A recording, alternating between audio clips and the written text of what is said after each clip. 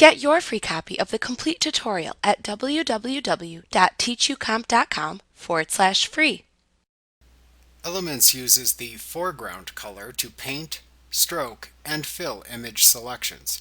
It uses the background color to make gradient fills and fill in the erased area of images.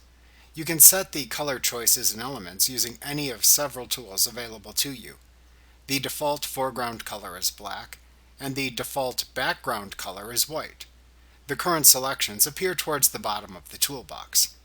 Note that you can click either the foreground or background color squares in the toolbox to select them. Then you can use some of the tools that you will look at in the following lessons to change the selected color. Note the small double-pointed and curved arrow that is located above and to the right of the color choices in the toolbox. If you click this arrow, you will switch the foreground and background colors in the toolbox. Also note the two small black and white squares to the lower left of the current color selections. You can click this icon to set the current color choices back to the default of black and white.